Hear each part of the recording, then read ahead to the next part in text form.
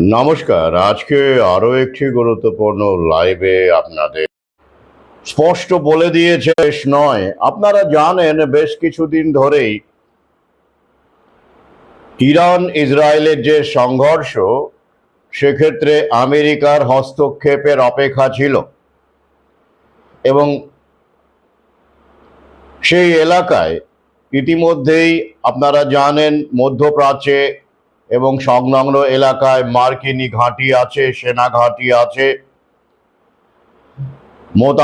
মোতায়েন করা হচ্ছে। আরো কিছুদিন আগেই আমরা দেখেছি যে বাতাসেই ভাসমান অবস্থায় ফুয়েল ট্যাঙ্কার, যেটা ফাইটার বা বম্বার প্লেনে জ্বালানি দিতে পারে, এমন জেট ট্যাঙ্কার প্লেন আর কি মোতায়েন করা হয়েছে সেই এলাকায়। কিন্তু এখন প্রশ্ন হচ্ছে যে এই আমেরিকা ইরানে হামলা করলো কেন? উদ্দেশ্য কি? ট্রাম্প যা বলছেন, বিবৃতিতে যা উঠে আসছে, সেটাই কি কারণ? বলাই বাহুল্য এতে করে সংঘর্ষ আরো ছড়াবে, যেটা ওরা চায়। সংঘর্ষ যত ছড়াবে তত বেশি অস্ত্র বিক্রি হবে। ইতিমধ্যে ইয়েমেনও ঘোষণা করেছে আমেরিকার বিরুদ্ধে যুদ্ধ ঘোষণা করে দিয়েছে মধ্যপ্রাচ্যের দেশ ইয়েমেন। পরিস্থিতি খুব সংকটজনক, কোনো সন্দেহ নেই। তবে এই সংকটটা যে বানানোর সংকট, জায়রিস লবি বা আর্মস লবির বানানোর সংকট, সে বিষয়ে কোনো সন্দেহ নেই। আসুন প্রথমে আমরা দেখে নিই ডোনাল্ড ট্রাম্প কি বলছেন। মার্কিনী দাদা, যাকে আঙ্কেল স্যাম বলা হয়, সেই মার্কিন যুক্তরাষ্ট্র, তার অধুনা রাষ্ট্রপতি ডোনাল্ড ট্রাম্প বলছেন যে ইরান শয়তান, ইরান খলনায়ক, ইরান বহু ইসরায়েলি হত্যা করেছে, বহু ইসরায়েলে বসবাসকারী মার্কিনী নাগরিকও ইরানের হামলায় হতাহত হয়েছে। এসব চলতে দেওয়া যায় না। এইভাবে ইসরায়েলের সাধারণ মানুষ থেকে শুরু করে সাধারণ জীবন যাপনের ওপরে ইরানের হামলা, এটা মেনে নেওয়া যায় না। এর প্রতিবাদ হওয়া উচিত। ইরান যদি শান্তিতে আগ্রহ না দেখায়, আত্মসমর্পণ না করে, তাহলে এই হামলা চলতে থাকবে।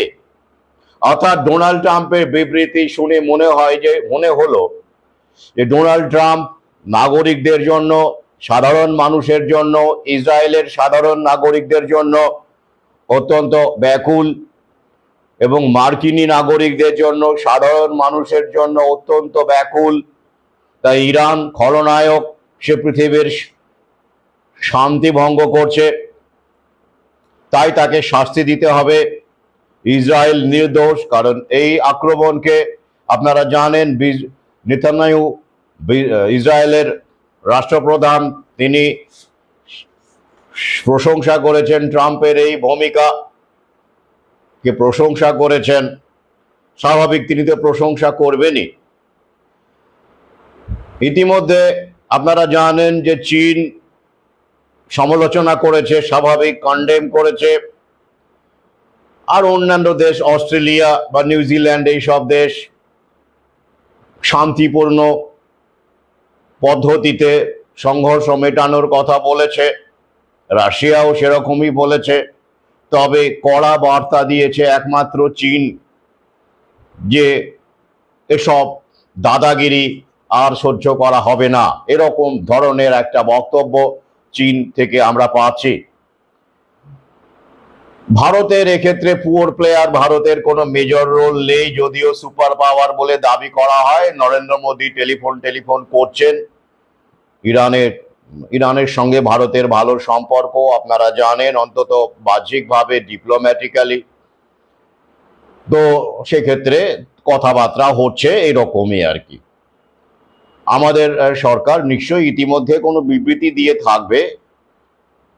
তো সেক্ষেত্রেও সেটা নিশ্চয়ই যুদ্ধং দেহি বিবৃতি হবে না, বা আমেরিকার বিপক্ষেও হবে না। প্রশ্নই আসে না। ডোনাল্ড ট্রাম্পকে খ্যাপানো বা চটানোর প্রশ্নই আসে না। ভারতের পক্ষে সেটা এখন ঠিকও হবে না। তাই Narendra Modi undoubtedly he will play tight rope. তিনি উভয় ধরি মাছ নাছুই পানি গোছের কোনো বিবৃতি দেবেন, উভয় পক্ষকে শান্তির কথা বলবেন, ইত্যাদি ইত্যাদি, সে জানা কথা, এটা নিয়ে আলোচনার কিছু নয়। কিন্তু প্রশ্ন হচ্ছে, যেটা খুব ইন্টারেস্টিং প্রশ্ন, যে ডোনাল্ড ট্রাম্প যে কারণে ইরান আক্রমণ করলেন সেটা কি সত্যিকারের কারণ, না অন্য কোনো কারণ আছে? আমি কারণটি ইতিমধ্যে ইঙ্গিতে জানিয়েছি। অস্ত্র ব্যবসা, আর্মস রেস। হ্যাঁ, তো সেক্ষেত্রে আমেরিকার টান পড়েছে। আর জায়নিস লবির তো কোনো দেশ নেই।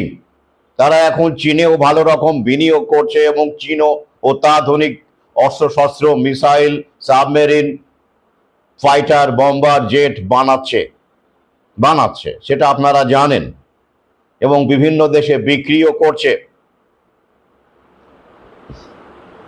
তো আসুন আগে আমরা দেখে নিই মধ্যপ্রাচ্য কেন অস্ত্র ব্যবসার অন্যতম সবচেয়ে আকর্ষণীয় ক্ষেত্র। মধ্যপ্রাচ্য, মিডল ইস্ট সবচেয়ে আকর্ষণীয় বললে ভুল বলা হবে না। যদি আমরা রেট দেখি, এলাকা ভিত্তিক পৃথিবীর যে জিওগ্রাফিক্যাল যে মাস, ল্যান্ড মাস, তার সাপেক্ষে যদি আমরা মিডল ইস্টের আয়তনটা দেখে নিই, মধ্যপ্রাচ্যের আয়তনটা দেখে নিই, এবং তার সঙ্গে অস্ত্রের যে সেখানে বিক্রি হয়, আর্মস সেল হয়, সেই ভলিউমটা দেখে নেই, তাহলেই বুঝতে পারবো যে মধ্যপ্রাচ্যই অস্ত্র বিক্রির সবচেয়ে বড় ভালো বাজার। এই ক্ষেত্রে মধ্যপ্রাচ্য পৃথিবীর যে ল্যান্ডমাস, তার 6.2% এলাকা জুড়ে মধ্যপ্রাচ্য বলা যেতে পারে মোটামুটি ভাবে 6.2%। কিন্তু গোটা পৃথিবীতে যত অস্ত্র বিক্রি হয়, আর্মস সেল হয়, তার 27%-এরও বেশি এই মধ্যপ্রাচ্যেই বিক্রি হয়। ভাবতে পারেন, যে এলাকাটা বিশ্বের ল্যান্ডমাসের মাত্র 6.2%, সেখানে টোটাল যে আর্মস সেলস ভলিউম তার 27%-রও বেশি, অর্থাৎ 4 ভাগেরও 1 ভাগ, তারও বেশি অস্ত্র সেই এলাকাতে বিক্রি হয়। তাহলে বড় বাজার নয় কি? বিশাল বড় বাজার। আর সেই বাজারটাকে আরো চাঙ্গা করতে হবে, দখলে রাখতে হবে। বিভিন্ন কোম্পানি যারা বিক্রি করে অস্ত্র শস্ত্র, তারা এই সব রাষ্ট্রকে বিভিন্নভাবে পেছন থেকে তাদের ব্যবসা বাড়ানোর জন্য এবং আধিপত্য কায়েম রাখবার জন্য তারা ইন্ধন যোগাচ্ছে। এবং বলাই বাহুল্য, যেই জিতুক, যে অস্ত্রই বিক্রি হোক, লাভবান সেই জায়নিস শক্তি। কিন্তু বাইরে থেকে একটা বিরোধী, যাকে বলে কন্ট্রোলড অপোজিশন, যেভাবে হিটলারকে তৈরি করে ওরা দ্বিতীয় বিশ্বযুদ্ধকে রূপ দিয়েছিল, তেমন করেই চীনকে ওরা মদত দিয়ে এরা তার অস্ত্র ব্যবসা থেকে শুরু করে নতুন বিশ্ব ব্যবস্থাকে প্রমোট করার লক্ষ্যে আরো এগিয়ে যাওয়ার পরিকল্পনা অব্যাহত রেখেছে। আসুন আগে আমরা দেখে নিই এই মধ্যপ্রাচ্যে 1960-এর দশকে, 1960-61 এরকম সময়ে কত অস্ত্র বিক্রি হতো জানেন? মাত্র 5 থেকে 6 বিলিয়ন ডলারের অস্ত্র সমগ্র মধ্য এশিয়া, মিডল ইস্টে। সেটাই 1980 সালে কত হয়েছিল জানেন? 44 বিলিয়ন। ওই সময়টা মনে আছে? ইসরায়েলের বিরুদ্ধে আরব রাষ্ট্রগুলো যুদ্ধ হলো 1960-এর দশকে। আগে, হ্যাঁ, তার ফলে ইসলামিক রাষ্ট্রগুলো, মুসলমান রাষ্ট্রগুলো, তারা ইসরায়েল থেকে বাঁচবার জন্য, ইসরায়েলের আক্রমণ থেকে, আগ্রাসন থেকে বাঁচবার জন্য তারা অস্ত্র কিনতে শুরু করলো আগে, হ্যাঁ। তাই ভলিউমটা রাতারাতি প্রায় মাত্র 20 বছরের মধ্যে 5-6 বিলিয়ন থেকে 44-45 বিলিয়নে পৌঁছে গেল। সেটা তো এখন আকাশ ছুঁয়ে ফেলেছে। হ্যাঁ, এই কারণেই মধ্যপ্রাচ্যে ইসরায়েলকে প্রতিষ্ঠা করা হয়েছিল। খোঁজ খবর নিয়ে দেখুন, সাধারণ ইহুদিরা, আমি সাধারণ মানুষের কথা বলছি, সাধারণ মানুষ গোটা বিশ্বে একই পরিস্থিতির মধ্যেই আছে। তিনি ইহুদি হন আর মুসলমানই হন আর ভারতীয় হন আর হিন্দুই হন আর মুসলমানই যেই হন না কেন, তাদের সমস্যাটা ভিন্ন। কিন্তু টপ লেভেলে যারা কন্ট্রোল করতে চায় তাদের উদ্দেশ্যটা বুঝতেই পাচ্ছেন, টোটাল কন্ট্রোল। তথ্য বলছে, সমীক্ষা বলছে, ইসরায়েল রাষ্ট্র 1948 সালে প্রতিষ্ঠার আগে মুসলিম বিশ্বেও ইহুদিরা, সাধারণ ইহুদিরা থাকতেন। ইরাকের খবরও আছে, ইরাকের মতো দেশেও সাধারণ ইহুদিরা থাকতেন, তারা মিক্স করতেন, তাদের অর্থনৈতিকভাবে ভূমিকা ছিল, লিটারেচারে সাহিত্যে ভূমিকা ছিল, শিল্পে ভূমিকা ছিল। তারা তেমন কোনো সমস্যায় পড়েননি যখন তারা ইরাকে ছিলেন বা অন্য মুসলিম কান্ট্রিগুলোতে ছিলেন। আপনাদের জ্ঞাতার্থে জানাই, ইরানের মতো দেশে উল্লেখযোগ্য সংখ্যক ইহুদি আছে। ইরান তাদের সঙ্গে কোনো দুর্ব্যবহার করে বলে আমি জানি না। এই তথ্য আমি মিডিয়াতে বলেছি যে ইরানে ইহুদির সংখ্যা মধ্যপ্রাচ্যে সবচেয়ে বেশি, সাধারণ ইহুদি অবশ্যই, সাধারণ মানুষ। তাহলে ইসরায়েল প্রতিষ্ঠার পরই কিন্তু মধ্যপ্রাচ্যে অস্ত্র প্রতিযোগিতা এবং অস্ত্রের ব্যবসাটা খুলে গেছে, আগে ছিল না। ডেটা দেখলেই বুঝতে পারবেন। একই রকম ভাবে আমাদের উপমহাদেশে পাকিস্তান সৃষ্টির করার পরই কিন্তু তৃতীয় বিশ্বে অস্ত্রের ব্যবসাটা মারাত্মকভাবে বেড়েছে। অর্থাৎ ওরা ধর্মের নাম করে হোক, সম্প্রদায়ের নাম করে হোক, তথাকথিত দেশপ্রেমকে খুঁচিয়ে তুলে দেশে দেশে বিদ্বেষ তৈরি করে, দেশ ভাগ করে সেখানে অস্ত্রের বাজার তৈরি করে। হ্যাঁ, এটাই বাস্তব। ট্রাম্প যেটা বলছেন যেন মনে হচ্ছে সাধারণ মানুষের জন্য তার আবেগের কোনো সীমা নেই, বাস্তবে তা নয়। একদিকে যেমন আপনারা একটু খেয়াল করলে বুঝতে পারবেন, আমি পরে তথ্যে আসছি, বিশ্লেষণে আসছি, চমকে উঠবেন। একদিকে যেমন মানে এই মুহূর্তে এই জায়নিস্ট শক্তি যারা নিউ ওয়ার্ল্ড অর্ডার কায়েম করছে গোটা বিশ্বে, তাদের মূল সবচেয়ে বেশি ইনভেস্টমেন্ট বা বিনিয়োগ কোন ক্ষেত্রে দেখে নিন, তাহলেই বুঝতে পারবেন। সেগুলোকে ওরা পার্ট বাই পার্ট বিভিন্ন এলাকায় বিভিন্ন দেশকে দিয়ে লাগু করছে। সব দেশ এক ভূমিকা নিচ্ছে না। প্রথমত কি, ফার্মাসিউটিক্যালস, বিগ ফার্মা, ভ্যাকসিনের ব্যবসা, ফার্মা কোম্পানির ব্যবসা, এখানে জায়নিক শক্তির সব অন্যতম বড় বিনিয়োগ আছে। কারণ এটা ডিপপুলেশন করছে, পাশাপাশি মানুষকে অসুস্থ করে ওদের মেডিসিন ব্যবসা বা ফার্মা ব্যবসাকে বাড়াচ্ছে। অর্থাৎ এক ঢিলে দুই পাখি। তো এই ক্ষেত্রে বড় বিনিয়োগ আছে। আর এই ক্ষেত্রে দেখুন, প্যান্ডেমিক টিটিতে আমেরিকাকে বের করে আনা হলো, আমেরিকা, ডোনাল্ড ট্রাম্প বেরিয়ে এলেন, জায়নিক শক্তি তাকে কিছু বলল না। কারণ আমেরিকাতে এখন ওদের ব্যবসা এমনিতেই জনগণ যেভাবে খেপেছে চলবে না। ফার্মা কোম্পানি সেখানে মার খাবেই, ওরা জানে। আর তাই কৌশলে ট্রাম্পকে অন্য ভূমিকায় অবতীর্ণ করানো হলো। তাহলে কি পরবর্তী ক্ষেত্র বা আরো একটি গুরুত্বপূর্ণ ক্ষেত্র কি, আর্মস সেল, অস্ত্র ব্যবসা। এখানেও জায়নিক শক্তির সবচেয়ে বড় বিনিয়োগ, বিশাল বড় বিনিয়োগ।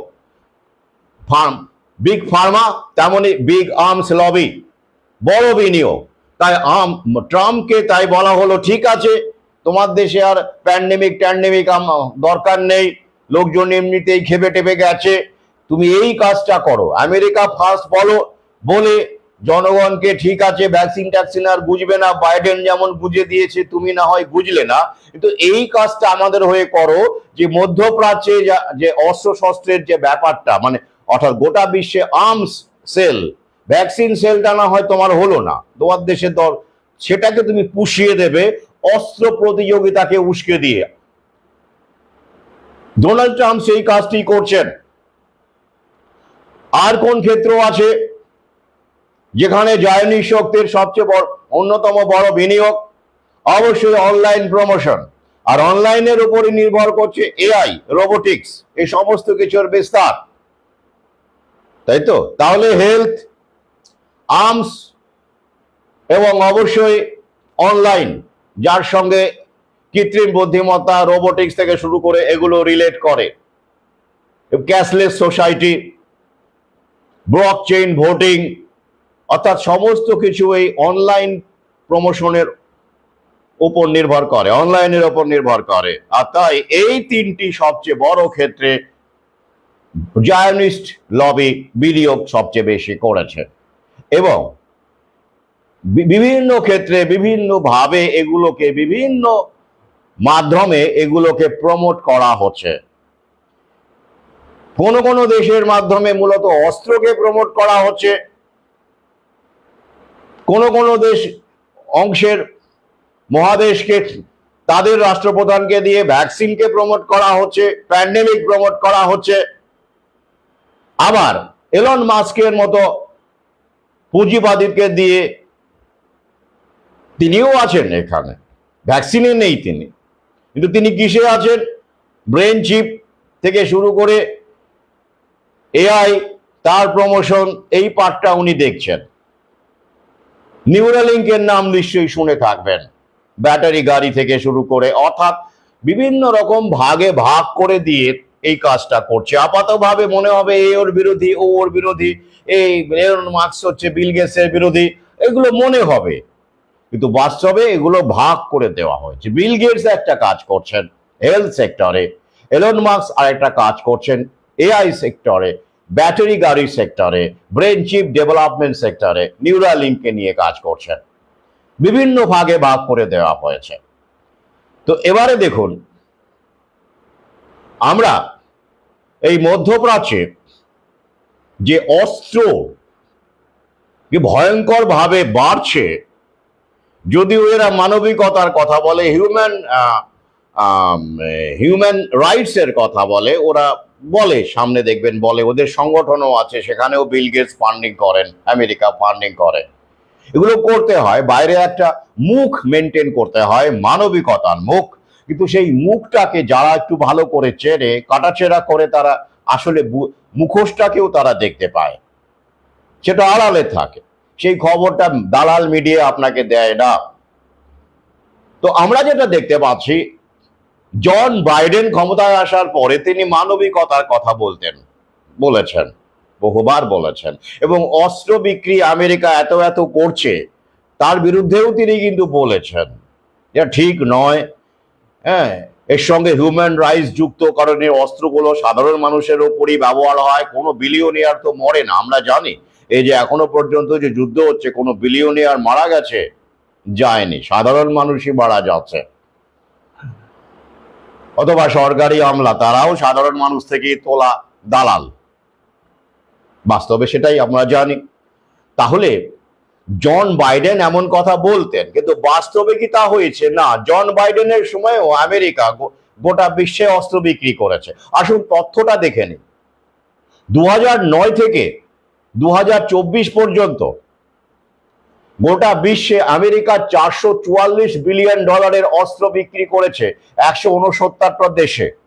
তথ্য এটা, মানে অফিসিয়ালি, আনঅফিসিয়ালি আরো বেশি। আপনারা তো জানেন এই ক্ষেত্রে অন্যরকম অনেক রকম ডিল হয়, মানে অফিসিয়ালি কোম্পানির মাধ্যমে। আরো একবার শুনে নিন, 2009 থেকে 2024 পর্যন্ত আমেরিকা 169টি দেশে $444 বিলিয়ন অস্ত্র, মার্কিনী অস্ত্র বিক্রি করেছে। আমেরিকা বিক্রি করেছে মানে মার্কিন কোম্পানিগুলো বিক্রি করেছে। ভাবতে পারেন? হ্যাঁ, এটা তথ্য।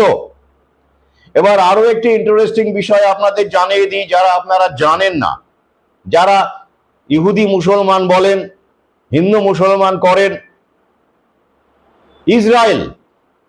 ইসরায়েল এখন অস্ত্র ব্যবসার ক্ষেত্রে, অস্ত্র বিক্রির ক্ষেত্রে একটা গুরুত্বপূর্ণ জায়গা দখল করে নিয়েছে মার্কিনী মদতে। তারাও অস্ত্র বিক্রি করে গোটা বিশ্বে, তবে আমেরিকার মতো হারে না হলেও ভালোই উপরে উঠছে আস্তে আস্তে। সেখানে আমরা কি দেখতে পাচ্ছি? আমরা দেখতে পাচ্ছি 2023-এ ইসরায়েলে রেভিনিউ ছিল, অস্ত্র ব্যবসা করে মুনাফা ছিল $13 বিলিয়ন সামথিং। ইসরায়েলের মতো একটা ছোট দেশ, $13 বিলিয়ন সামথিং। সেটাই 2024-এ কত হয়েছে, প্রায় 15 বিলিয়ন মুনাফা অস্ত্র বিক্রি করে। ভাবতে পারেন, অস্ত্র বিক্রি করে। এবার ইসরায়েল অস্ত্র কাদের বিক্রি করে? কাদের ইসরায়েল অস্ত্র বিক্রি করে? ইহুদি দেশ। শুনলে চমকে উঠবেন। আপনারা যারা মুসলমান, ওই যে বলে না ওই সব আর কি অন্ধ মুসলমান, তথাকথিত ভাবে তারা গভীরে যান না, তারা দাড়ি টুপি নিয়ে ব্যস্ত থাকেন, তাদের উদ্দেশ্যে বলি, ইসরায়েলের অস্ত্র যারা কেনে তাদের মধ্যে কে আছে? সুদান মুসলিম কান্ট্রি, বাহরাইন মুসলিম কান্ট্রি, দেখে নেবেন 4-5টা মুসলিম কান্ট্রি।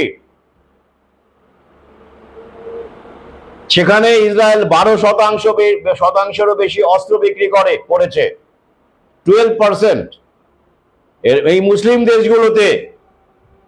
তাহলে মধ্যপ্রাচ্যে ইহুদি রাষ্ট্র হয়েও চারটি মুসলিম দেশে অস্ত্র বিক্রি করছে ইসরায়েল। কি করে করছে? খেলাটা কি? খেলাটা মুনাফাবাজির, খেলাটা টপ লেভেলে সবাই এক। সাধারণ মানুষকে বোঝানো হচ্ছে ইহুদি মুসলমান অমুক তমুক, আমাদের যেমন হিন্দু মুসলমান ভারতবর্ষে খেলা চলছে, সাধারণ মানুষ যে অন্ধকারে সেই একই অন্ধকারে। ওখানে ওই মধ্যপ্রাচ্যে কোন খেলা হয়? মধ্যপ্রাচ্যে এখন খেলা হচ্ছে ইহুদি মুসলমান, ইহুদি মুসলমান, ইহুদি মুসলমান। ইহুদি রাষ্ট্র হয়ে ইসরায়েল চারটি মুসলমান দেশে অস্ত্র বিক্রি করছে, মুনাফাবাজি করছে এবং মুসলমান রাষ্ট্রগুলো কিনছে। গল্পটা কিসের? প্রশ্ন করবেন না, তথ্য দিয়ে দেবো, দেখে নেবেন লিঙ্ক।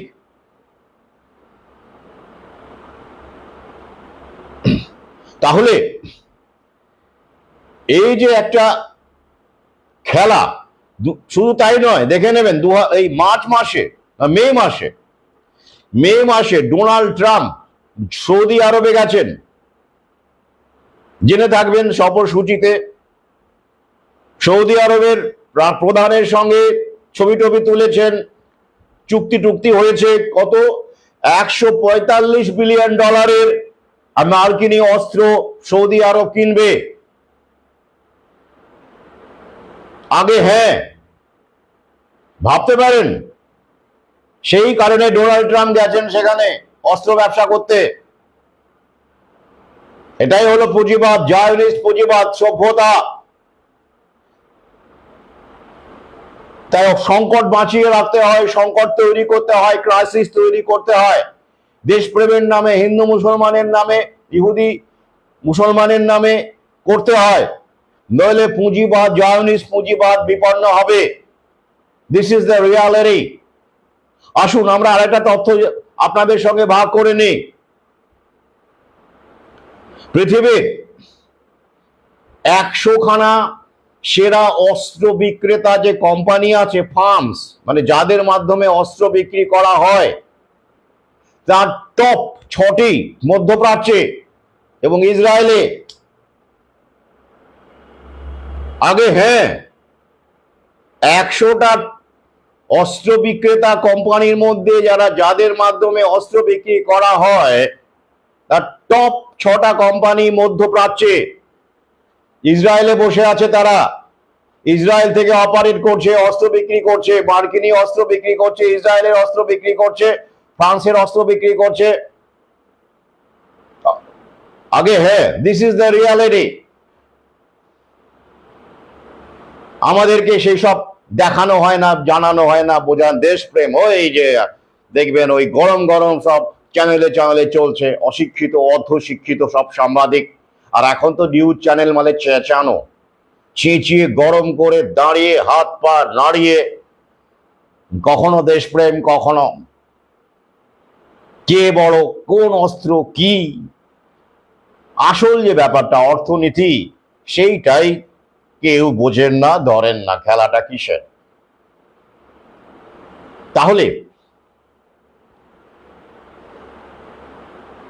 এবার আরেকটা তথ্য জেনে নিন। সামরিক ব্যয়, জিডিপি, গ্রস ডোমেস্টিক প্রোডাক্টের উপর অনুপাতে যে সামরিক মিলিটারি এক্সপেন্ডিচার যদি দেখা যায় কারা কোন দেশ বেশি করে, 10টা দেশের মধ্যে 6টা দেশ মধ্যপ্রাচ্য থেকে পড়ে যাবে। ইজিপ্ট পড়ে যাবে, ব্রুনেই পড়ে যাবে, সৌদি আরব পড়ে যাবে। ভাবতে পারেন যারা এইসব দেশ, একদিকে তেলের ভান্ডার, অপরদিকে অস্ত্র, তেলের বিনিময়ে অস্ত্রে বলুন, যেভাবে বলুন, এরা সাধারণ মানুষের কথা বলে, ভাবে সাধারণ মুসলমানের কথা ভাবে। এরা 13 থেকে 15% ডিফেন্স বাজেটের ব্যয়, মানে গ্রস ডোমেস্টিক প্রোডাক্টের 13 থেকে 15% মিলিটারি এক্সপেন্ডিচার হিসেবে বা সামরিক খাতে ব্যয় করে এই সব দেশ, এবং কামায়। ওদের সব শেখ আছে জানেন, সব বাইরে সব জব্বা টব্বা পরে একেবারে বিভিন্ন রকমের জানেন ইসলামী পোশাক আছে। ব্রুনাইয়ের সুলতান, কতগুলো প্রাইভেট জেট আছে জানেন নিশ্চয়ই। আর এরা হচ্ছে জায়নিস্ট শক্তির দালালি করে, বাইরে বলে আমরা মুসলমান, আমরা লড়াই করব, ইত্যাদি ইত্যাদি। আর এদিকে অস্ত্র কেনে এদের কাছ থেকে। তাই তো, এটাই হচ্ছে রিয়ালিটি। ভয়ঙ্কর অবস্থা। কিন্তু এর মাঝখানে একটা শিফটিং এর গল্প আছে। কি শিফটিং এর গল্প আছে? এই কারণেই আমেরিকা সরাসরি এবার ইরানে হামলা করলো, যেটা আগে হয়নি। নতুন বিশ্ব ব্যবস্থা। আগে কি হয়েছে আপনারা জানেন, ইরানকে হামলা আমেরিকা দূর থেকে বা থ্রেট করেছে। ইরানও বলেছে ইসরায়েলকে পৃথিবী থেকে লুপ্ত করে দেবে, down with America, down with Israel, এসব বলেছে, ইরান বলেছে। এসব রেটরিক আমরা শুনেছি, খুবই পরিচিত। কিন্তু আমেরিকা সরাসরি ইরানে মানে প্লেন হামলা, বোমা হামলা করবে নিউক্লিয়ার সাইটে, এটা এই প্রথম ঘটলো, যেটাকে আমরা অভূতপূর্ব বলতে পারি। তাই এই কারণটা আমাদের বুঝতে হবে, এখানে কি কি উদ্দেশ্য রয়েছে সাধারণ মানুষের জন্য, সাধারণ ইসরায়েলি মানুষের, ইসরায়েলি ইহুদিদের জন্য আমেরিকার দরদ উতলে উঠছে না। এখানেও রয়েছে একটা কমার্শিয়াল ইন্টারেস্ট, একটা বিজনেস ইন্টারেস্ট। কিরকম? তথ্য বলছে 2014 থেকে 2024 এই সময়টাতে মধ্যপ্রাচ্যে আমেরিকার অস্ত্র বিক্রি 50% থেকে কমে 38% হয়েছে, অর্থাৎ 12% কমে গেছে, যেটা অত্যন্ত উদ্বেগজনক বলে মনে হয়েছে আমেরিকান অস্ত্র যারা আর্মস লবি রয়েছে তাদের, কোম্পানিগুলো, আমেরিকান কোম্পানিগুলো। তারা তো চাইবেই তাদের দাপট অক্ষুণ্ণ রাখতে, আর ডোনাল্ড ট্রাম্পও চাইবেন আমেরিকা ফার্স্ট। কেন এমন ঘটল? খুব ইন্টারেস্টিং। আমরা দেখতে পাচ্ছি যে মধ্যপ্রাচ্যে যত অস্ত্র বিক্রি হতো তার 50% একাই আমেরিকা বিক্রি করত, 50%। সেটা সাম্প্রতিককালে কমতে কমতে 38%-এ দাঁড়িয়েছে। অর্থাৎ মধ্যপ্রাচ্যের অনেক দেশ আমেরিকা থেকে মুখ ঘুরিয়ে নিচ্ছে, তারা চীনের দিকে ঝুঁকে পড়ছে। চীন কেন? যেটা খুব উদ্বেগজনক বলে মনে হয়েছে মার্কিনী আর্মস লবির কাছে। এখানে তো কম্পিটিশন চলে জানেন তো, শেয়ার আছে, আর্মস শেয়ার আছে, যেমন ভ্যাকসিনের শেয়ার আছে, তেমনি আর্মসের ফাইটার জেটের কোম্পানির শেয়ার আছে, লকহিড মার্টিনের শেয়ার আছে, যারা ফাইটার জেট বানায়, সব অস্ত্র কোম্পানিরই শেয়ার আছে, বাজার দর আছে। তো তারা তো চাইবেই। এরা মারাত্মক সিচুয়েশন। এটা কেন হলো? কেন হলো হঠাৎ করে আমেরিকা, যেখানে মধ্যপ্রাচ্যের 50% বা তারও বেশি অস্ত্র আমেরিকা একাই বিক্রি করত, তারপরে ফ্রান্স বা অন্যান্য দেশগুলো ছিল, রাশিয়া ছিল, সেটা কেন হলো? কেন এমন হচ্ছে? প্রশ্ন করবেন না? কারণটা হলো QME, QME ব্যাপারটা কি? Qualitative military age. কার পক্ষে? ইসরায়েলের পক্ষে। অর্থাৎ ইসরায়েলকে সামরিকভাবে এজ দিতে হবে, EDGE এজ, অর্থাৎ যাতে তারা সামরিকভাবে মধ্যপ্রাচ্যের অন্য দেশগুলো থেকে এগিয়ে থাকে, সেটাই হচ্ছে QME। অর্থাৎ কোয়ালিটি অস্ত্র ইসরায়েলকে দিতে হবে, ইসরায়েলের কাছে থাকবে, তাই সে মধ্যপ্রাচ্যে ডমিনেট করতে পারবে, যাতে ডমিনেট করতে পারে আরব রাষ্ট্রগুলোর ওপর, মধ্যপ্রাচ্যের ওপরে। এটাই পলিসি ছিল এতদিন পর্যন্ত, ওই পলিসিতেই চলছে। এখনো যে চলছে না তা বলা যাবে না, কারণ ওই যে মার্কিনী অর্থনীতিতে জিউইশ লবির একটা বড় ভূমিকা আছে, আপনারা জানেন, ইহুদি লবি। আর ইসরায়েল যেহেতু ইহুদিদের রাষ্ট্র, সেক্ষেত্রে তাদের তো একটা শর্ত থাকবেই, কম বেশি একটা থাকবে। আর সেটাকে মেনে মার্কিনী প্রশাসন ইসরায়েলকে যে ধরনের অস্ত্র দিত, বা ইসরায়েলের সঙ্গে যে কোলাবোরেশনে যেসব উন্নত মানের অস্ত্র তৈরি করে আমেরিকা, যেমন প্যাট্রিয়ট মিসাইল, ইন্টারসেপ্টিভ মিসাইল হিসেবে প্যাট্রিয়ট মিসাইল, এবং আরো অনেক প্রজেক্ট আছে, ফাইটার জেট থেকে শুরু করে মিসাইল। তো সেই মানের অস্ত্র যাতে করে প্রতিবেশী মুসলিম দেশগুলোর হাতে না পড়ে, সেটা অবশ্যই দেখতে হবে। সেটাই QME। কারণ তাতে করে ইসরায়েলের নিরাপত্তা বিঘ্নিত হতে পারে, ইসরায়েলের সুপ্রিম্যাসি বিঘ্নিত হতে পারে, শ্রেষ্ঠত্ব বিঘ্নিত হতে পারে। আর এই পলিসি অবলম্বন করেই আমরা দেখতে পাচ্ছিলাম যে আমেরিকা মধ্যপ্রাচ্যে অস্ত্র বিক্রি করছে ঠিকই, টোটাল ভলিউমের 50% আমেরিকা অস্ত্র দিচ্ছে বটে, কিন্তু সেগুলো কমা মানের অস্ত্র। মানে ইসরায়েলের কাছে যে ফাইটার জেট আছে, যে ধরুন 5th জেনারেশন ফাইটার জেট থেকে শুরু করে ইসরায়েলের কাছে F-35ও আছে, মানে সেরা সেরা অস্ত্র আমেরিকা ইসরায়েলকে দিয়ে রেখেছে, মিসাইল থেকে শুরু করে সাবমেরিন থেকে শুরু করে। কিন্তু অন্যান্য দেশগুলো, ইজিপ্ট বলুন, কাতার বলুন, UAE বলুন, বা এমনকি সৌদি আরব বলুন, এইসব দেশে যে অস্ত্রগুলো আমেরিকা দিচ্ছে, সেগুলো ইসরায়েলকে দেওয়া অস্ত্রের তুলনায় অনেকটাই অনুন্নত মানের এবং পিছিয়ে পড়া টেকনোলজির অস্ত্র। ওই যে কারণ QME, কোয়ালিটেটিভ মিলিটারি এজ, এটাই পলিসি। তার ফলে কি ঘটলো? তার ফলে আমরা দেখতে পাচ্ছি যে মধ্যপ্রাচ্যের অনেক দেশ, রাষ্ট্র, তারা চীনের দিকে ঝুঁকে পড়লো। রাশিয়া তো এমনিতেই আছে খেলাতে, এই সিনারিওতে ছিল। যেমন ইরানের অস্ত্রশস্ত্রের একটা উল্লেখযোগ্য অংশই, সিরিয়া ইরানের অস্ত্রশস্ত্রের একটা উল্লেখযোগ্য অংশই, বা পুরোটাই বলা যেতে পারে, আর রাশিয়ার, পুটিনের ফাইটার জেট বলুন, ইত্যাদি ইত্যাদি বলুন, পুটিনের, রাশিয়ার অস্ত্র। ইরান তো আর আমেরিকা থেকে অস্ত্র কিনবে না, স্বাভাবিক, দেবেও না, সেই এমবার্গো রয়েছে।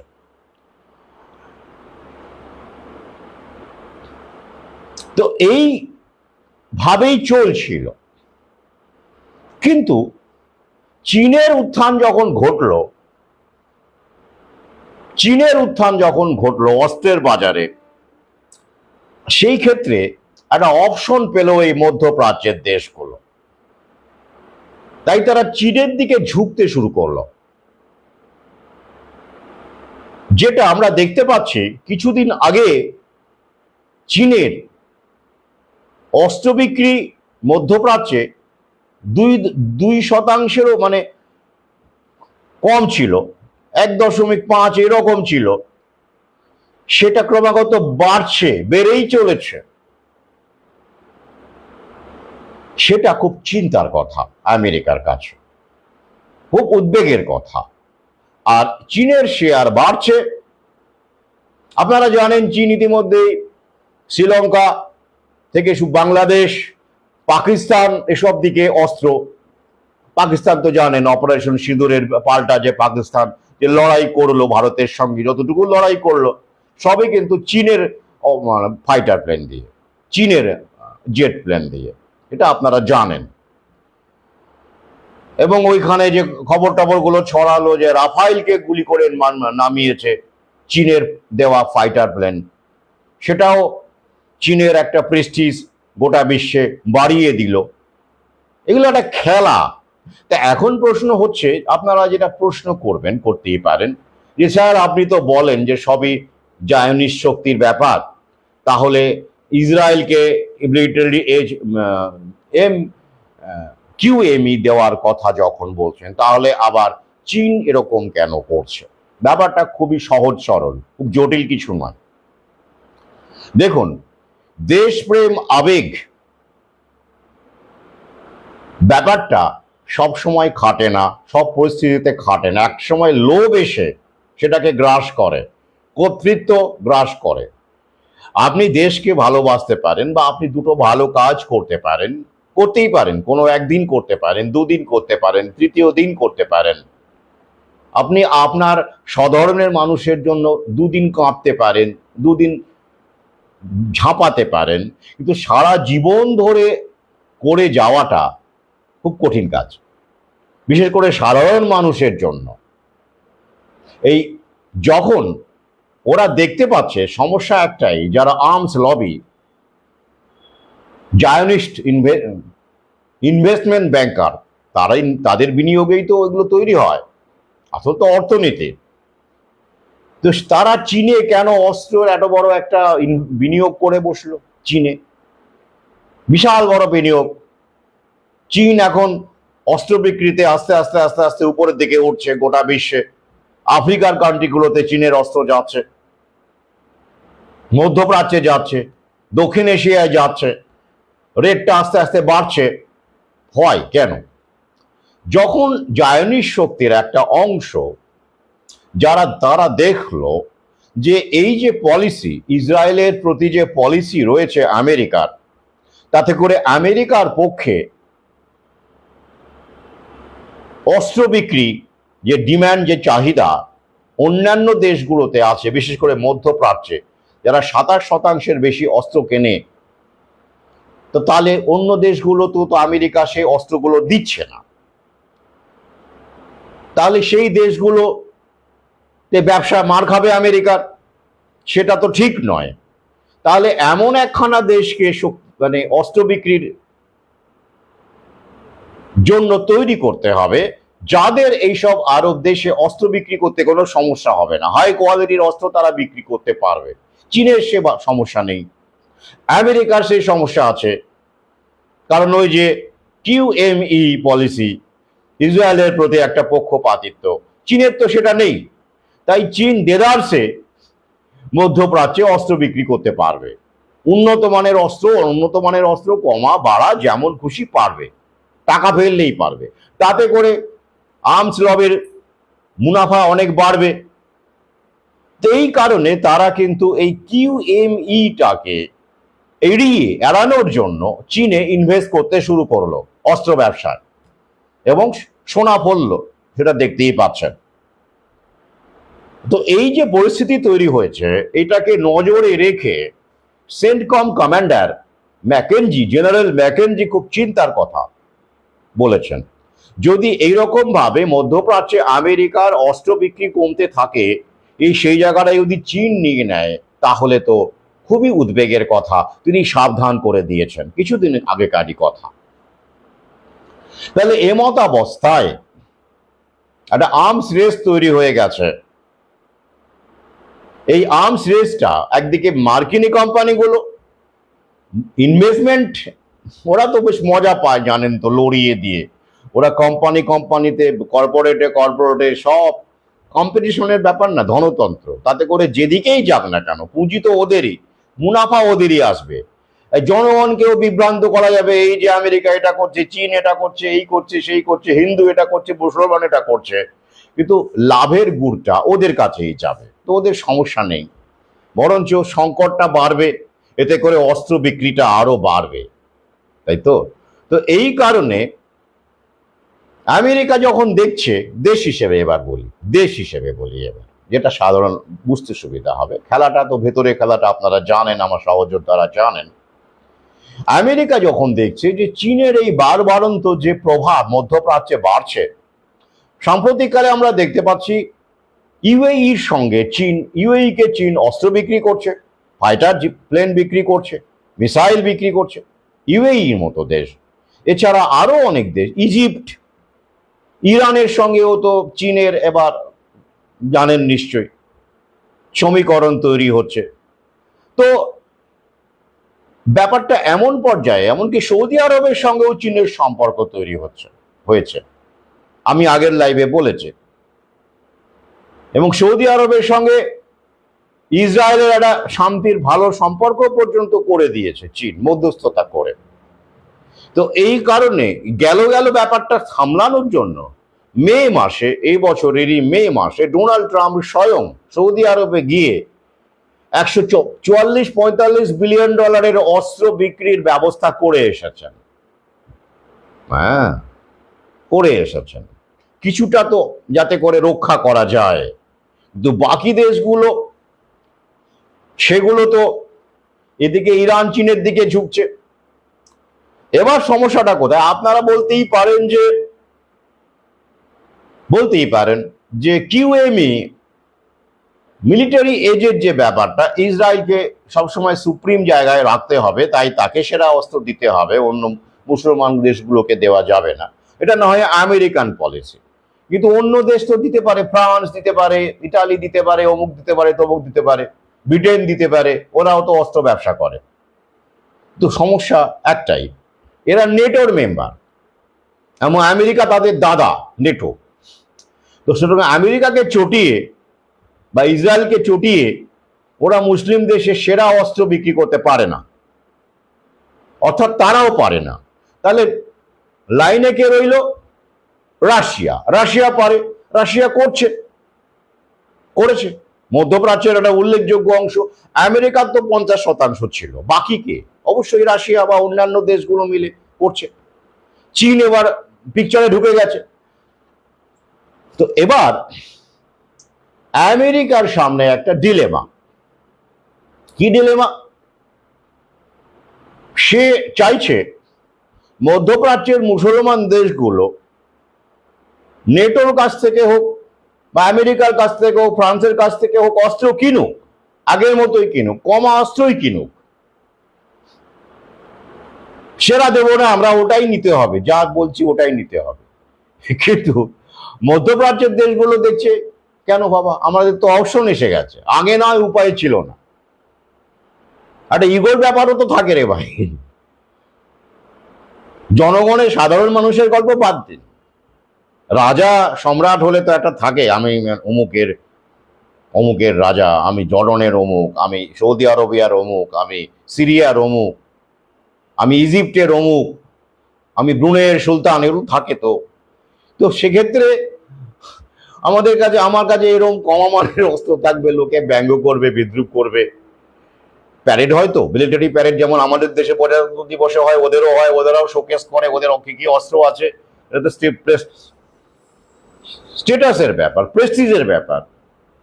তো ওদের প্রতিরক্ষা বাহিনী নেই? ওদেরও তো আছে। ডিফেন্সে ওরা এত খরচা করে, ডিফেন্সে এত খরচা করে, 14-15% খরচা করে যদি কম লো কোয়ালিটির মাল কিনতে হয় এবং সেগুলো শোকেস করতে হয়, কিভাবে বলুন তো মান সম্মান থাকে না। আর এই কারণে ইউএইর মতো দেশ, ইরানের মতো দেশ, সিরিয়ার মতো দেশ, এরা চীনের দিকে ঝুঁকছে। কারণ সাম্প্রতিক কালে যে সমীক্ষা এবং অস্ত্রশস্ত্রের যে ওই যে পরীক্ষা হয়ে গেল ভারতের, ওই পুলওয়ামা ব্যাপারটা স্টেজ করে, মঞ্চস্থ করে দেখাও গেল, সবাই দেখেও নিতে পারলো আর কি, যে চীনের চাইতে, রাশিয়ার তুলনায় চীনের অস্ত্রশস্ত্রের ক্ষেত্রে আধুনিকতা, বিশেষ করে 5th জেনারেশন ফাইটার ইত্যাদির, সুকোয়ের তুলনাতেও 57E। কারণ চীনের এরকমও তথ্য আছে যে চীনের ফাইটার জেট, রাশিয়ার সুখোইকেও, রাফাইলকে নামিয়েছে, সুখোইকেও নাকি নামিয়েছে, এরকমও আছে তথ্য, বলা হচ্ছে, প্রচার, যাই হোক। তো এই যে ব্যাপারে এইসব ঘটনার ক্ষেত্রে পরে চীনের ক্ষেত্রে এই মাইলেজটা চীন পেয়ে গেছে। তাই এই মধ্যপ্রাচ্যের দেশগুলো এবার রাশিয়া থেকে একটু একটু করে চীনের দিকে ঝুঁকছে। এদিকে ডোনাল্ড ট্রাম্প তো জানেন চীন এখন প্রতিপক্ষ আমেরিকার, অন্তত সেভাবেই তৈরি করা হয়েছে। করোনার সময় থেকে আপনারা জানেন যে হু থেকে আমেরিকাকে বের করে আনার সময় যখন ডোনাল্ড ট্রাম্প ছিলেন, তারপর তো বাইডেন এসে আবার হু এর মধ্যে আমেরিকাকে ঢুকিয়ে নিল, ওয়ার্ল্ড হেলথ অর্গানাইজেশন। কিন্তু তার আগে যে ট্রাম্প ছিলেন তখন তিনি বারবার বলেছিলেন এই ভাইরাসটা চীনা ভাইরাস, চীন এটা করছে, চীন হলো শয়তান এবং চীন ডব্লিউএইচও কে প্রভাবিত করছে,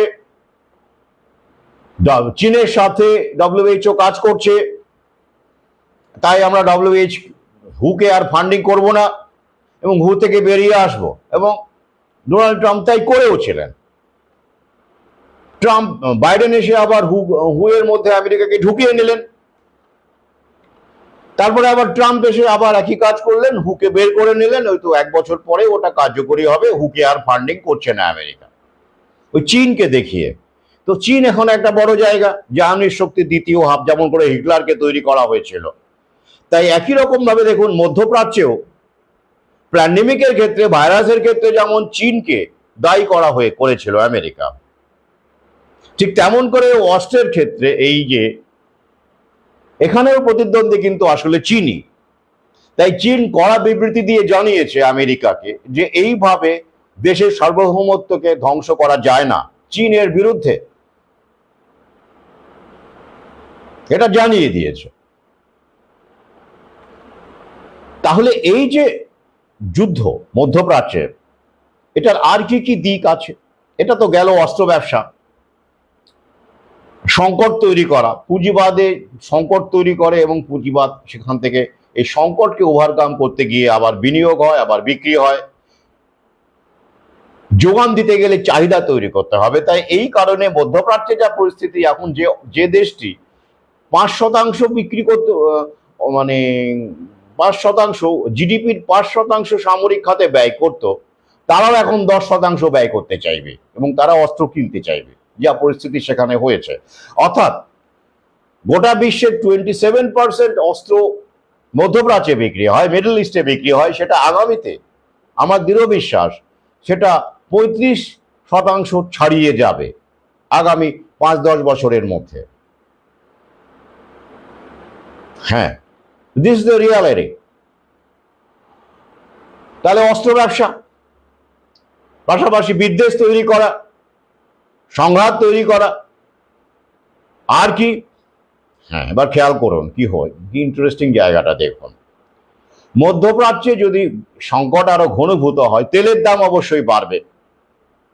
আপনারা জানেন পেট্রোল ডিজেলের দাম ওরা কৃত্রিমভাবে কিভাবে পলিসি তৈরি করে কি মাত্রায় বিগত 10-15 বছর ধরে বাড়িয়েই চলেছে। এটাকে আরো বাড়াতে হবে। এটা আরো না বাড়লে ব্যাটারি গাড়ি, যেখানে আদানি ইনভেস্ট করেছেন, গ্রিন এনার্জি, জায়ানির শক্তির ভারতীয় দালাল মানে আমি এখানে কিন্তু গালাগাল অর্থে বলছি না, প্রতিনিধি অর্থেই বলছি, সবাই তাই, বিল গেটসও তাই। বিল গেটস এই ক্ষেত্রে করছেন, ভ্যাকসিন, স্বাস্থ্য ক্ষেত্রে বিনিয়োগ করছেন। আদানি ব্যাটারি গাড়ি, গ্রিন এনার্জির নাম করে সোলার পাওয়ার ব্যাটারি, এগুলো লিথিয়াম ব্যাটারি। এই যে কাশ্মীরে দেখুন লিথিয়াম পাওয়া গেছে, তাই না? এই কারণেই তো কাশ্মীরে 370-কে কেন করা হলো, সাধারণ মানুষের জন্য। আপনি আপেল বাগান কিনবেন কাশ্মীরে, যান কিনুন গিয়ে, ওগুলোই উদ্দেশ্য। লিথিয়াম পাওয়া গেছে, আগামীতে লিথিয়াম যার হাতে থাকবে সে ব্যবসা বাণিজ্য, অটোমোবাইল সেক্টরকে নিয়ন্ত্রণ করবে। লিথিয়াম ব্যাটারি, সামান্য আপনারা স্কুটার কিনতে যান, সেখানে লিথিয়াম ব্যাটারি কত ডিম্যান্ড। লেড অ্যাসিড ব্যাটারি দিয়ে ইলেকট্রিক, আপনি যদি স্কুটার কেনেন, কদিন চলবে? 1 বছরের ওয়ারেন্টি দেয় ওরা। লিথিয়াম ব্যাটারি করলে 3 বছরের ওয়ারেন্টি। যাই হোক, যারা ইলেকট্রিক স্কুটি ফুটি কিনছেন তারা সাবধানে কিনবেন, কিন্তু বাজারে এখন এসছে প্রচুর 3 বছর পরে যখন ব্যাটারি বদলাতে হবে তখন কিন্তু 15,000 টাকা খরচা আছে লিথিয়াম ব্যাটারি হলে, দাম এটাই মোটামুটি। তো আপনারা যারা মনে করছেন আমি সাশ্রয় হবে আপনার মানে 20 পয়সায় 25 পয়সায় 1 কিলোমিটার যাবেন ব্যাটারি গাড়ি ব্যাটারি স্কুটি কিনে, ইনিশিয়ালি অবশ্যই লাভবান হবেন, তারপরে এই খরচাটা মেনটেনেন্সটাও ধরে রাখবেন। যে ব্যাটারি বদলাতে 15,000 টাকা যখন 15-20 গুলো লাগবে তখন আলটিমেটলি তখন আপনার কিলোমিটার প্রতি মাইলেজ কত মানে পার কিলোমিটার কত টাকা পড়ছে, প্রথমে যেটা বাঁচালেন পরে সেটা বাঁচাতে পারলেন কিনা এগুলোও ভাববেন, ভেবে চিন্তে সিদ্ধান্ত নেবেন। কিন্তু ওরা কি চাইছে? ওরা চাইছে তেলের দামটা এমন করে বাড়ানো। এখনো দেখবেন এই অবস্থাতেও কিন্তু অনেকেই ইলেকট্রিক স্কুটি কিনছে না। সবাই এখনো কিন্তু দেখবেন অনেকে এনফিল্ড কিনছে, তেলের গাড়ি কিনছে, 2 চাকার বাজারে তেলের গাড়ি মানে 2 চাকাই মানে পেট্রোলের 2 হুইলারই কিনছে। এখন অনেক মানুষ কিনছে, রাস্তাঘাটে দেখতে পাবে 2 হুইলার যথেষ্ট হারে বিক্রি হচ্ছে ফসিল ফুয়েল চালিত। কিন্তু এইটা যদি আরো পেট্রোলের দাম বাড়ানো যায়, যেটা মধ্যপ্রাচ্যে এই ঘটনা চলতে থাকলে আরো দাম বাড়বে, বুঝতেই পারছেন, স্বাভাবিক। তাহলে কি হবে? আগামীতে এই 2 হুইলার সেক্টরে অন্তত বা 4 হুইলার, টাটা দেখবেন ব্যাটারি গাড়ি নিয়ে এসছে, 4 চাকার প্যাসেঞ্জার ভেহিকল প্যাসেঞ্জার কার নিয়ে এসছে, তো সেগুলো বিক্রিটাকে তো বাড়াতে হবে।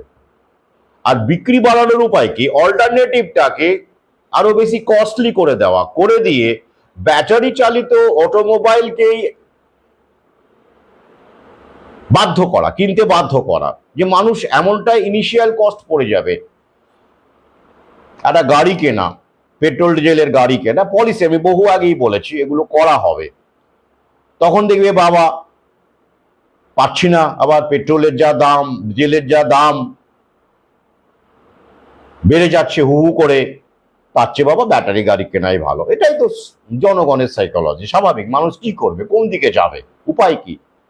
যাদের যাতায়াত করার জন্য যাদের গাড়ি চাই, তার দরকার এসেনশিয়াল, তারা কি করবেন? তারা যদি পেট্রোলের দাম কৃত্রিমভাবে বাড়ানো হয় এইভাবে যুদ্ধ করে বিভিন্নভাবে, অর্থাৎ এটা আরেকটা দিক, একটা দিক অস্ত্র ব্যবসা, আরেকটা দিক ফসিল ফুয়েল, ওরা ওদের কন্ট্রোলে রাখবে, সাধারণ মানুষের কন্ট্রোলে থাকবে না।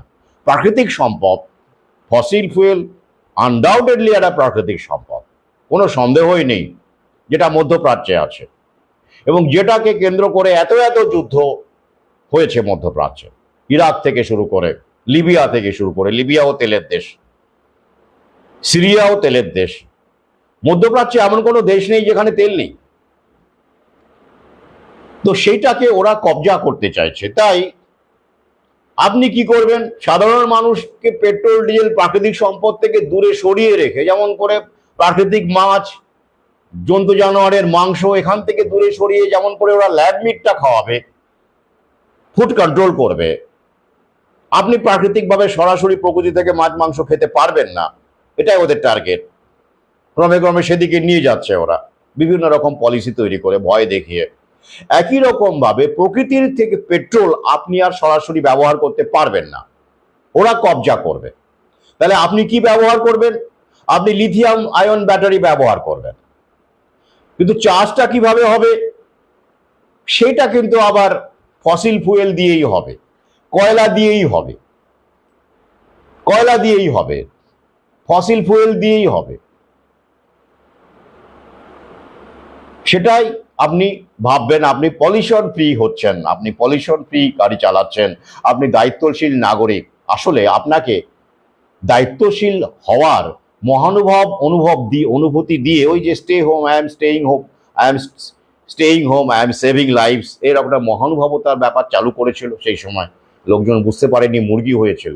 তো তেমনই আপনি পরিবেশ বাঁচাচ্ছেন, এইরকম ভাবে আপনার মধ্যে একটা অনুভব জাগিয়ে দিয়ে ওরা প্রাকৃতিক সম্পদটাকে নিজের কবজায় করে নিচ্ছে।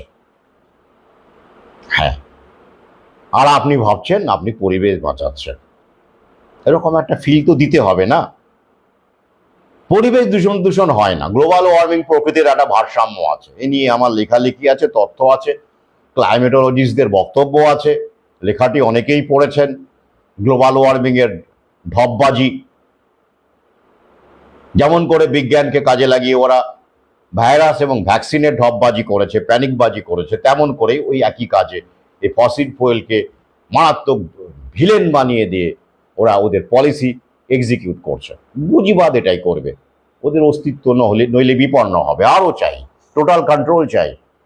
তাই দেখুন খেয়াল করে, তাহলে আপনি 4 চাকা বিদ্যুতের আপনি ব্যাটারি গাড়ি চালাবেন, 2 চাকা ব্যাটারি গাড়ি চালাবেন, কিন্তু বিল গেটস প্রাইভেট জেটে চড়বে। কিসে চড়বে?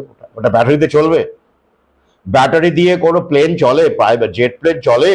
কোনো প্লেন চলে ব্যাটারি দিয়ে? তাহলে ওগুলো কি করবে? ওগুলো সেই গ্যাসোলিন, ফসিল ফুয়েল, খনিজ তেল, তাহলে ওইগুলো ব্যাটারিতে চালাক না কেন? বিল গেটসকে বলুন যে ব্যাটারিতে আপনার জেটটা ব্যাটারিতে চলুক। তা হবে না, মানে ওরা ওদের কবজায় রাখবে। তাই অ্যাভিয়েশন ইন্ডাস্ট্রি, যেখানে সাধারণ মানুষের কোনো বিনিয়োগ থাকে না, সব বিলিয়নিয়াররা ব্যবসা করে। সাধারণ মানুষ বলে যে কি করে, একটা বাসের ব্যবসা করতে পারে, অটোর ব্যবসা করতে পারে। আপনি 4টে অটো কিনলেন, কিনে ভাড়া খাটালেন, এটা করতে পারে বড় জোর। আর বাসের ব্যবসা তো বুঝতেই পারছেন খুব ভয়ঙ্কর, এখন খারাপ অবস্থায় চলছে। এইটুকু করতে পারেন, কিন্তু প্লেনের ব্যবসা, এয়ারলাইনের ব্যবসা টাটা করতে পারে। এই যে এয়ার ইন্ডিয়া টাটা কিনে নিয়েছে, আপনি করতে পারেন? পারেন না। তাহলে বিলিয়নিয়াররা কি করবে? তাদের ব্যবসা বাণিজ্যে, সেটা প্লেন চালানো হোক, প্রাইভেট জেট হোক, যাই হোক না কেন, তারা কিন্তু গ্যাসোলিনটা ব্যবহার করবে, তারা কিন্তু পেট্রোলটা ব্যবহার করবে, তারা কিন্তু কয়লাটা ব্যবহার করবে। অর্থাৎ প্রাকৃতিক সম্পদ এদের হাতে চলে যাবে, মানে বিলিয়নিয়ারদের, যারা জায়নিক শক্তির সরাসরি দালাল, তাদের হাতে চলে যাবে। তারা পরিবেশ দূষণ করবে। আপনি মহান, আপনি পরিবেশ দূষণ করবেন না। আপনি তো মহান, কেন করবেন? কি ফিলিংটা ভালো লাগছে না? আগে হ্যাঁ, ওই ফিলিংটাই মগজ ধরায়ের গুণে আপনার মধ্যে ঢুকিয়ে দেওয়া হয়েছে। হায় রে মানুষ, হায় রে মগজ। তাহলে ওই একটা দিক, বড় দিক। দেখবেন আগামীতে কি হারে 4 হুইলার, 2 হুইলার ব্যাটারি চালিত বাড়ে, বিক্রি হার বাড়ে, এবং কিভাবে অন্য যে সেক্টর, আমি বহু আগে নিয়ে পোস্ট দিয়েছি, লিখেছি, যারা এই ডিজেল পেট্রোল অটোমোবাইল সেক্টরে আছেন, তারা আগামীতে কি হারে কাজ হারান, চাকরি হারান, জীবিকা হারান, দেখতে থাকবেন। আমি বহু আগেই ফেসবুক পেজের সতর্ক করেছি, বালটা কিছু ভাবুন। আর এই যে গাড়িগুলো আনছে ওরা, যে কারণে মধ্য এশিয়ায় যুদ্ধটা আরো বড় করে হওয়া উচিত, তেলের দাম যাতে করে আকাশ ছোঁয়া আরো হয়ে যায় আগামীতে। এতে করে তো সাপ্লাই বিঘ্নিত হবে না, তেল উৎপাদন বিঘ্নিত হবে, সাপ্লাই বিঘ্নিত হবে, ডিস্ট্রিবিউশন বিঘ্নিত হবে, বিভিন্ন রকমের এমবার্গো আসবে, স্বাভাবিক। তো এতে করে কতগুলো লাভ হচ্ছে দেখুন। একটা ডিজেল পেট্রোল চালিত অটোমোবাইলে বা 2 হুইলারে বা 4 হুইলারে কত পার্টস থাকে, কত কিছু থাকে, কার্বোরেটর থেকে শুরু করে বিভিন্ন রকমের পার্টস, ইঞ্জিন, সেগুলো দেখবেন অ্যান্সিলারি ইন্ডাস্ট্রি গড়ে ওঠে, গ্যারেজ, যারা সেগুলোকে মেকানিক মেরামত করে জীবিকা উপার্জন করে, তাই তো, জীবিকা অর্জন করে, বেঁচে পড়তে থাকে। মানে একটা ডিজেল গাড়ি বা পেট্রোল গাড়ি দেখবেন আয়ু 20-25, কোনো কোনো ক্ষেত্রে 30 বছর, সেগুলোকে ওরা তুলে দিচ্ছে। কারণ কি হচ্ছে, ওদের ব্যবসাটা মার খাচ্ছে। ওরা চান আপনি বছর বছর গাড়ি কিনুন, মোবাইলের মতো সুবিধে অবশ্যই, কিন্তু আপনি একটা স্মার্টফোন কত বছর ইউজ করতে পারবেন? কিন্তু একটা আগেকার যে ফোন, এমনি ল্যান্ডলাইন, সুবিধা আছে, কিন্তু পাশাপাশি খেলাটা, কন্ট্রোলটা বুঝুন, মুনাফাটা বুঝুন, বুঝে ব্যবহার করুন। সমস্যা কোথায়? জানতে কি সমস্যা? তা আগে একটা সিমিয়ান ফোন নোকিয়া কত বছর যেত, কিন্তু এখন একটা স্মার্টফোন কত বছর যায়। ওরা কি ইচ্ছে করলে আরো লংজিভিটি বাড়াতে পারে না? আলবাত পারে, কিন্তু করবে না। ওরা বাড়লেও, আপনার ফোন ভালো থাকলেও হয়তো দেখা গেল আপনি ভেবে চিন্তে লিমিটেড ব্যবহার করেছেন, ব্যাটারি ঠিকই আছে, মাত্র 80% গেছে, ডিগ্রেড করেছে। কি করবে ওরা? আপনার অ্যাপস গুলো আপডেট করবে না, সিকিউরিটি প্যাচ আপডেট করবে দেবে না, অমুক কাজটা করতে পারবেন না, তমুক কাজটা করতে পারবেন না, ব্যাংকে লেনদেন করতে পারবেন না, ব্যাস মোবাইল গেল আপনার। ব্যাপারটা এটাই। অর্থাৎ চাহিদা তৈরি করতে হবে যেন তেন প্রকারে ন। তাই লং টার্মের যুগ শেষ, দীর্ঘমেয়াদীর যুগ শেষ। এমনকি ভ্যাকসিনটাও আপনাকে নিতে হবে, বুস্টার নিতে হবে, অমুকটা নিতে হবে, তমুকটা নিতে হবে। একটা নিলেন সারা জীবনও হবে না। এইটাই মানে সর্বক্ষেত্রে ওরা এইটাকে রেকারিং করতে চাইছে। আর তাই দেখবেন এই যে গাড়িগুলো, ব্যাটারি চালিত গাড়িগুলো, এগুলো কিন্তু সাধারণ যে গ্যারাজে যেসব মেকানিক, মোটর বাইক সারিয়ে, 4 চাকা সারিয়ে জীবিকা অর্জন করতো, তারা কিন্তু পারবে না, তাদের আয়ত্তের বাইরে চলে যাবে। আপনাকে ওই কোম্পানির কাছেই যেতে হবে সার্ভিসিং এর জন্য।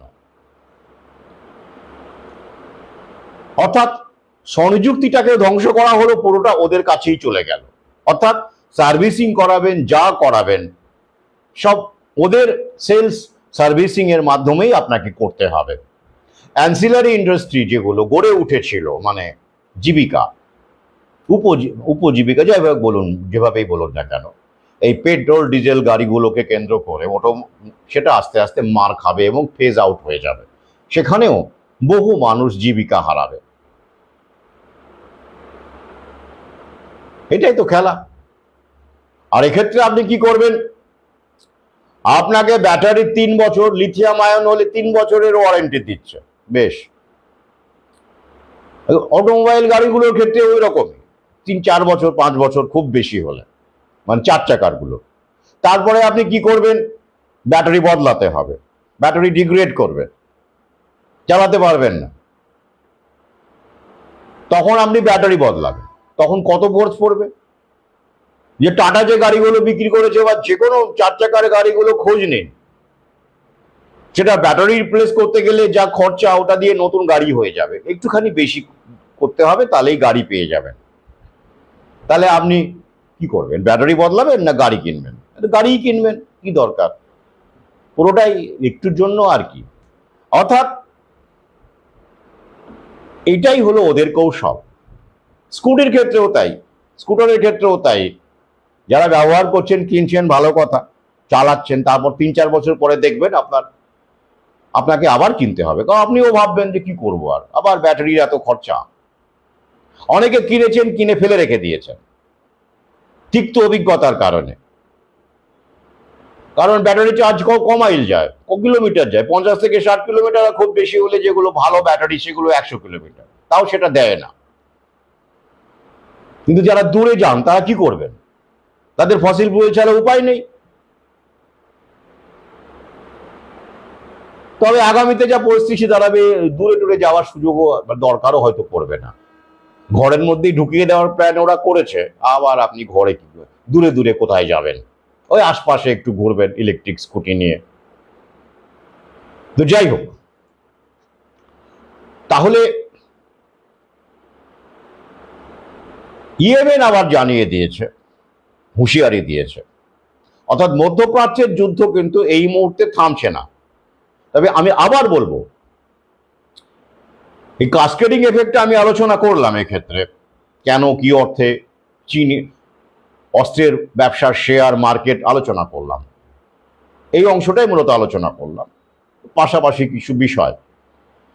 কিন্তু এটা সত্ত্বেও কিন্তু আমাদের দেশে এই ধরনের যুদ্ধ, মানে ওই যে বোমা টোমা পড়বে, যেমন ইরানের তেহরানে যেমন পড়ছে, ইসরায়েলে যেমন পড়ছে, মিসাইল টিসাইল হামলা হচ্ছে, আমাদের দেশে এই মুহূর্তে তেমন কোনো হামলার সম্ভাবনা নেই। কারণ আমাদের দেশটা কিন্তু অস্ত্র এমনিতেই কিনছে,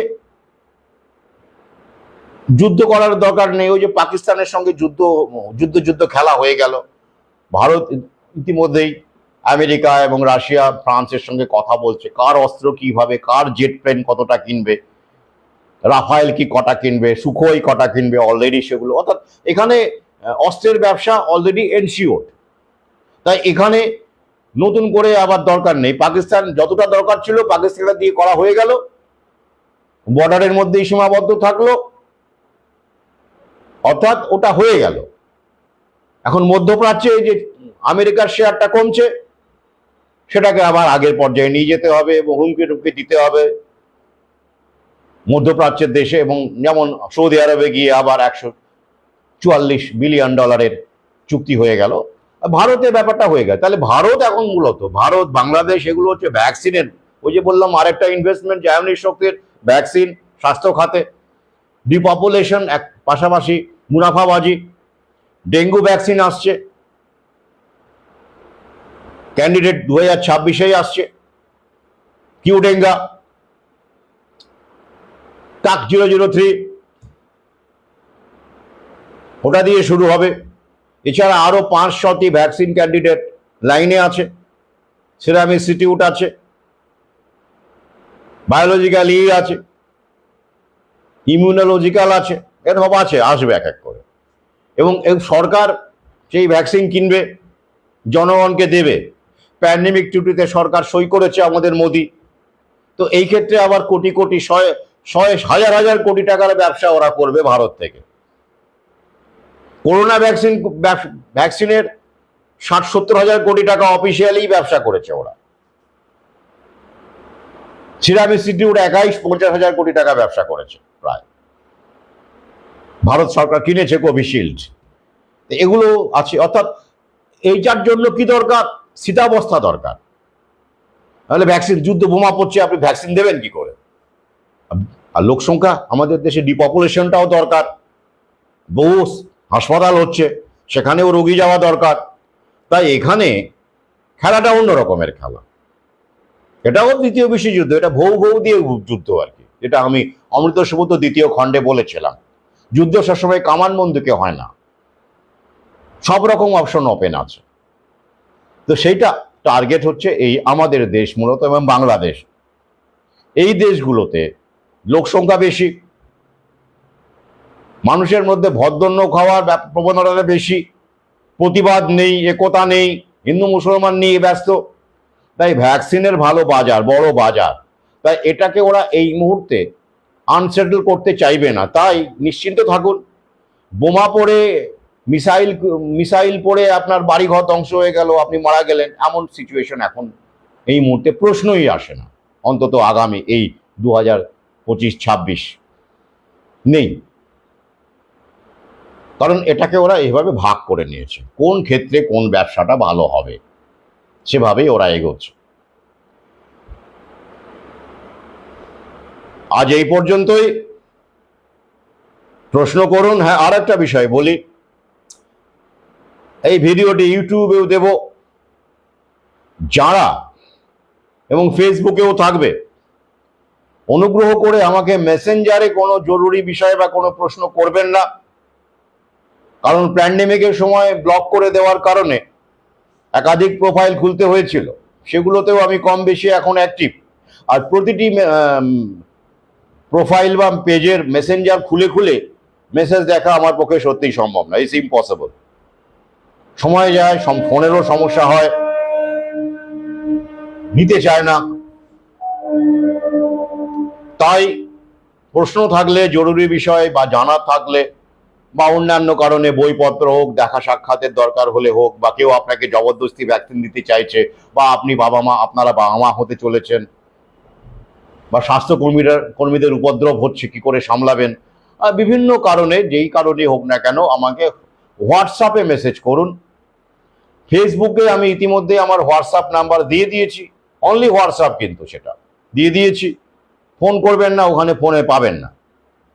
ফোন করতে চাইলে আগে হোয়াটসঅ্যাপ মেসেজ করে কথা বলবেন। যদি মনে করি ফোনে কথা বলার দরকার আছে, তাহলে নিশ্চয়ই কথা বলবো। ইউটিউবেও দেখবেন আমার প্রোফাইলে, মানে চ্যানেলে, সেখানে দেখবেন একটা হোয়াটসঅ্যাপ নাম্বার দেওয়া আছে। 9007402994, এটি আমার অনলি হোয়াটসঅ্যাপ নাম্বার। সেখানে মেসেজ করুন, তাহলে আমাকে কমিউনিকেট করতে পারবেন। ইনবক্সে মেসেজ করে পাবেন না, আমাকে সম্ভব নয়। আজ এই পর্যন্তই। আমি আবার বলি, সাধারণ মানুষের মধ্যে হিন্দু মুসলমান আছে, ইহুদি আছে। সাধারণ মানুষ একে অপরের সঙ্গে মারামারি করে, ঘৃণা করে, হিংসে করে, এসব করে। কিন্তু টপ লেভেলে যারা পৃথিবীকে নিয়ন্ত্রণ করছে এবং তাদের দালালেরা, তাদের কাছে কিন্তু হিন্দু মুসলমান ইহুদি কিছু নেই। কি আছে? সবাই মানুষ, একটু ভুল বললাম, সবাই গিনিপিগ। সাধারণ মানুষ মাত্রই গিনিপিগ। আর ইউজলেস ইটার্স হলো আরো বড় রকমের গিনিপিগ। তাই নিজেদের মধ্যে মারামারি, হানাহানি, গালাগালি দেশের নাম করে, ধর্মের নাম করে করবেন না। নিজেই হাস্যকর হয়ে উঠবেন যখন উপলব্ধি করবেন যে আমি এই করেছি। এরকম অনেক উপলব্ধি অনেক হিন্দুত্ববাদী এখন করেন। তারা আমাকে বলেন যে হ্যাঁ স্যার, কি মুরগি ছিলাম। এই অনুরোধটি, আবেদনটি হিন্দু মুসলমান সবার কাছেই আমার আবেদন। সহযোদ্ধা হন, পাঠক হন, সাধারণ যেই হন না কেন, ভাববেন, একটু তথ্যগুলো দেখবেন, তাহলেই বুঝতে পারবেন যে আমরা কি আসলে। নিজেদের মধ্যে মারামারি করি, ওরা লড়িয়ে দেয়, আর ওরা টপ লেভেলে মধু খায় আর হাসে। তো এটাই বাস্তব, এটাই রিয়ালিটি।